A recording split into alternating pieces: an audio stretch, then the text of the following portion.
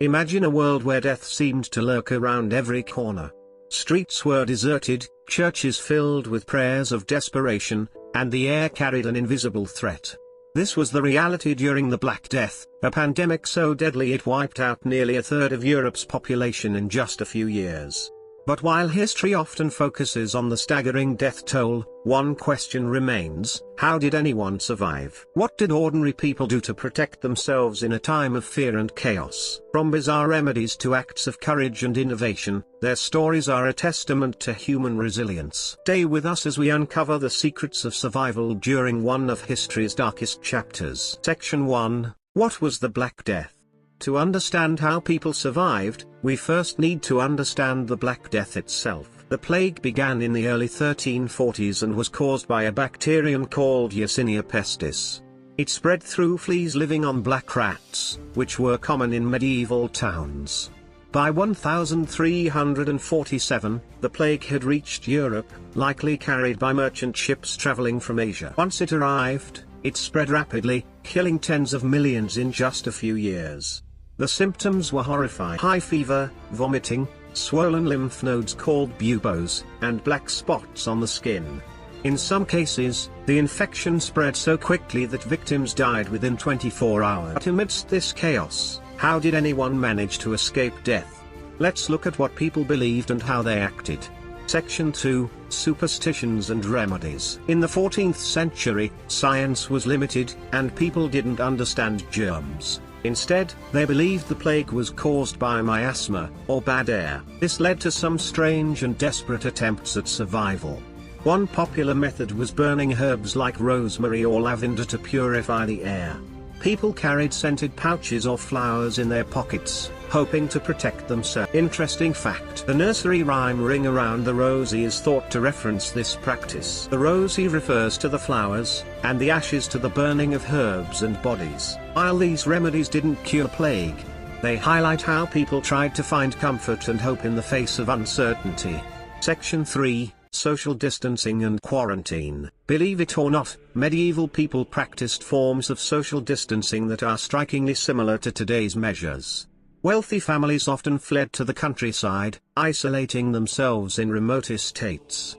Meanwhile, cities like Venice pioneered quarantine policies. The term quarantine comes from the Italian word quarantino, meaning 40 days.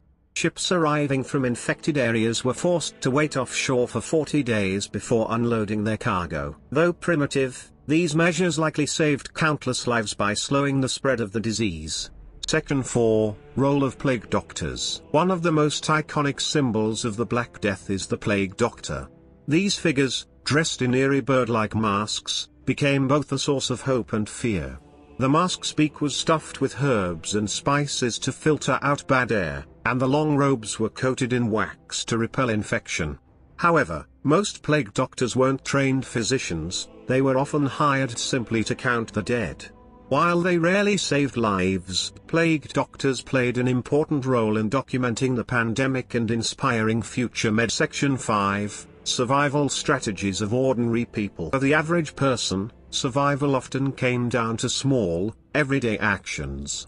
Families burned infected clothing and bedding to prevent the spread. Some washed their hands in vinegar, while others avoided physical contact altogether. Merchants adapted by trading through written notes instead of meeting in person. Communities even banned large gatherings, including religious services, forcing people to pray at home. Interesting fact: coins were sometimes cleaned with vinegar before being used in trade, showing an early awareness of contamination. These simple practices, though not always effective, gave people a fighting chance against the disease. Section 6: Life after the Black Death. The Black Death didn't just change individual lives, it reshaped society. With so many workers dead, peasants began demanding higher wages and better conditions. This marked the beginning of the end for feudalism in some parts of Europe. The pandemic also forced innovations in hygiene and public health.